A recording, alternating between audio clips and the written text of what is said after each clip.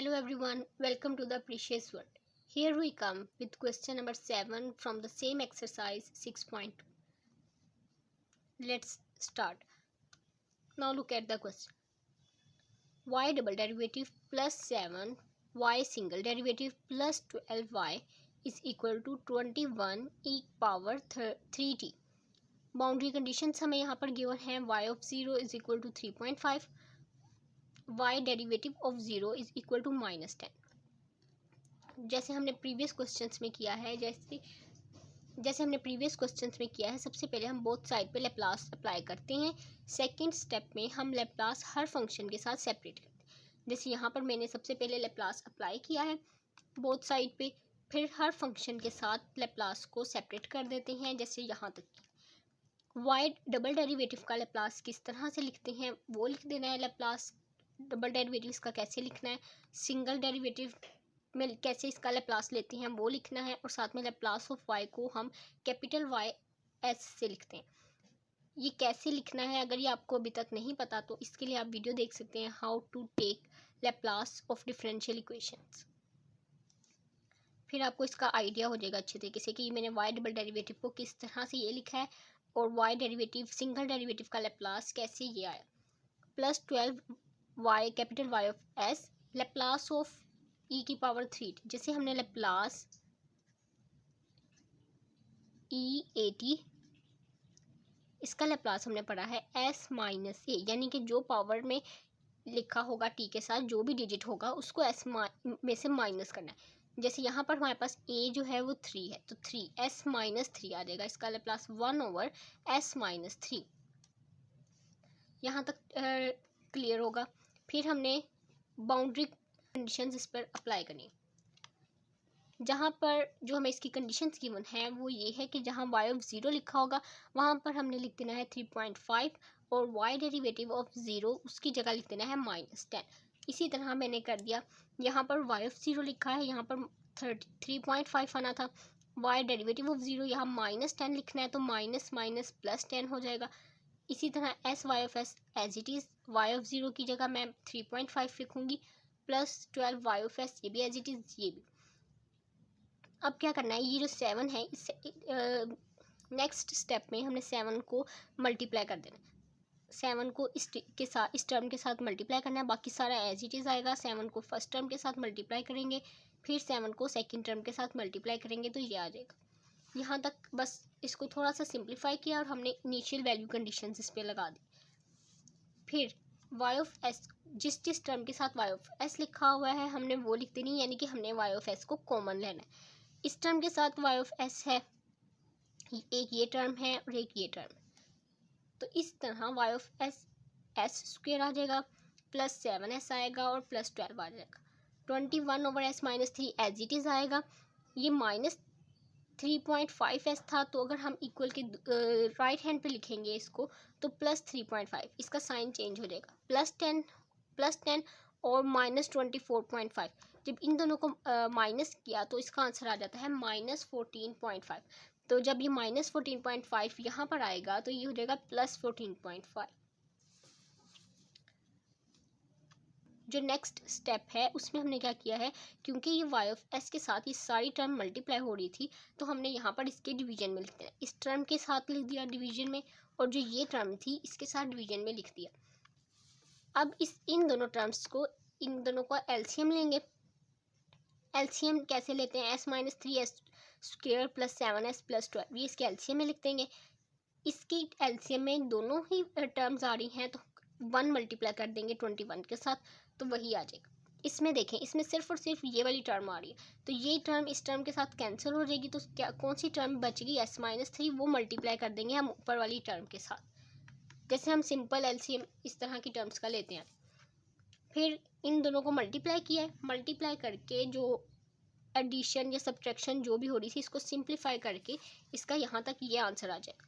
बीच में मैंने इसकी फैक्टराइजेशन की है, S square plus 7s plus 12, last वाली टर्म और फर्स्ट वाली टर्म को मल्टीप्लाई करके देखना होता है। तो क्या 12, हमने ऐसे दो डिजिट्स लेने हैं कि हम उनको मल्टीप्लाई करें तो 12 आ जाए, और अगर हम उनको ऐड अप करें तो हमारे पास 7s आ जाए। तो वो कौन से दो हो सकते हैं, जैसे 4 3s 12 आ जाएगा। अगर मैं इन दोनों को 4 में 3 ऐड करूँ तो 7 भी बन जाएगा। मिडल टर्म बननी चाहिए इनको ऐड या सब्ट्रैक्ट करने से। तो ये इस तरह लिख देंगे।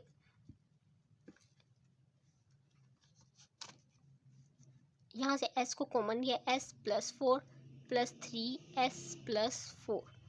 तो मेरे पास ये दो फैक्टर्स इसके बन जाते हैं, s + 3 और s + 4, जो मैंने यहाँ पर फैक्टर्स इसके बनाकर यहाँ पर लिख दी। जब हमारे पास इस तरह आ जाता है, अब हमें इसको मज़ीद सोल्व करना होता है। प्रीवियस क्वेश्चन में भी हम ऐसे ही करते आए हैं, हम इसको सोल्व करते हैं बाय पार्शियल फ्रैक्शन। अब इसको पार्शियल फ्रैक्शन के ज़रिए सोल्व करेंगे, और इसमें जो हमने जो लीनियर, क्योंकि 3 टर्म्स हैं, तीनों ही लीनियर हैं, तो उसके लिए हम एक एक वेरिएबल को यूज़ करते हैं। जैसे पहले के लिए मैंने a लिख दिया है, सेकंड के लिए b और c। अब हमने क्या करना होता है, हमने इनकी वैल्यूज़ फाइंड करनी है, a b और c की वैल्यूज़ फाइंड करनी है और यहाँ पुट करनी है। इसकी वैल्यूज़ फाइंड करने के लिए सबसे पहले जो इसका जो स्टेप है, जो हम प्रीवियस क्वेश्चंस में करते आए हैं, वो ये है कि जो एलसीएम, जैसे ये जो क्वेश्चन जहाँ पर हम पार्शियल फ्रैक्शन हमने स्टार्ट किया, जो इसके एलसीएम में लिखा है उस टर्म के साथ हमने बोथ साइड पे मल्टीप्लाई कर देना है। s-3 इस पूरी टर्म के साथ, s-3 s + 3 s + 4, ये इसके साथ भी मल्टीप्लाई करें, यहाँ भी मल्टीप्लाई, यहाँ पे भी, और यहाँ तीनों के साथ मल्टीप्लाई करें, और फिर कटिंग करके इसका आंसर ये आ जाएगा। जब मैं s-3 के साथ करूँगी मल्टीप्लाई ये सारी टर्म, तो s-3 से कट हो जाएगा और a के साथ आएगा s + 3 और s + 4। इसी तरह b के साथ जब ये मल्टीप्लाई करेंगे तो s + 3 के साथ कैंसिल, और ये दो टर्म्स आएंगी, जैसे यहाँ पर लिख दिए। s + 4 के साथ अगर हम करेंगे तो ये s + 4 कैंसिल होगा और ये दो टर्म्स जो हैं वो c के साथ आ जाएंगी। सबसे पहले हम ये करते हैं, इसके बाद हम s की वैल्यूज़ पुट करेंगे इसके अंदर। जैसे यहाँ पर s-3 है, यहाँ से s की वैल्यू फाइंड करेंगे, यहाँ से और यहाँ से, इन तीनों से s की वैल्यूज़ फाइंड करेंगे, और फिर वहाँ पर s की डिफरेंट वैल्यूज़ को पुट करेंगे, तो हमारे पास a b और c इन तीनों में से कोई एक आंसर आ जाएगा। अब यहाँ पर देखें, सबसे पहले मैंने जो टर्म लिया है वो है s-3 = 0। जब -3 है, यहाँ पर -3 है, यहाँ पर आएगा तो 0 + 3, तो s = 3। मैंने यहाँ से s की वैल्यू फाइंड की, और जो प्रीवियस हमारे पास एक जो क्वेश्चन था जो हमने सिंप्लीफाई किया था प्रीवियस, वहाँ पर हमने s की जगह पर 3 लिख देना है। जहाँ जहाँ s था वहाँ पर आपने 3 लिखना है और इसको सोल्व करना है। जब सोल्व करेंगे तो हमारे पास a की वैल्यू आएगी 1/2। इसी तरह अब दूसरी टर्म ली s + 3 = 0। यहाँ से s की वैल्यू फाइंड की जो कि आई -3। अब उसी ही सेम जो जिसमें हमने +3 पुट किया था, उसी सेम इक्वेशन के अंदर हमने पुट कर देना है -3। -3 पुट करेंगे तो इस दफ़ा a और c वाली टर्म जो है वो कैंसिल होंगी, 0 हो जाएंगी, और सिर्फ b की टर्म हमारे पास होगी। तो आंसर भी b का ही आएगा। b का आंसर भी हमारे पास 1/2 आया है, सेम a की तरह ही। फिर s + 4 = 0 है, यहाँ से हमने s की वैल्यू फाइंड की, s की वैल्यू है -4। तो अब आपने यहाँ पर जो s की वैल्यू पुट करनी है वो होगी -4। जब आप पुट करेंगे तो आप देखेंगे कि a और b की वैल्यू जो है वो 0 हो रही है, सिर्फ c की वैल्यू आ रही है। तो इस तरह हमने a b और c तीनों की वैल्यूज़ को फाइंड कर लिया। अब मैंने आपको बताया था जब फाइंड करना है, जहाँ पर जैसे ये हमारे पास ऐसे टर्म थी, यहाँ पर हम a की वैल्यू जो थी वो लिख देंगे। a का आंसर क्या आया था 1/2, s-3 इसकी वैल्यू लिख दी, तीनों की वैल्यूज़ पुट कर दी। इन तीनों वैल्यूज़ पुट करने के बाद यहाँ पर 1/2 हर एक में कॉमन है, तो मैंने यहाँ से कॉमन ले लिया 1/2 को कॉमन लेंगे, बाकी टर्म एज इट इज़ आ जाएगी।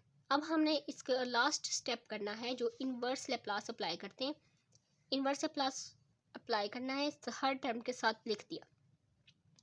1/2 कॉमन ही है, यहाँ पर s-3, जब हमने ये लैप्लास EAT 1/s-a, यहाँ पर क्या है 3, यानी कि यहाँ इस क्वेश्चन में a की वैल्यू क्या है 3, तो हमने यहाँ पर a की वैल्यू 3 लिख देंगे। तो ये किसका इन्वर्स लैप्लास बन रहा है, ये बन रहा है e⁻3t का।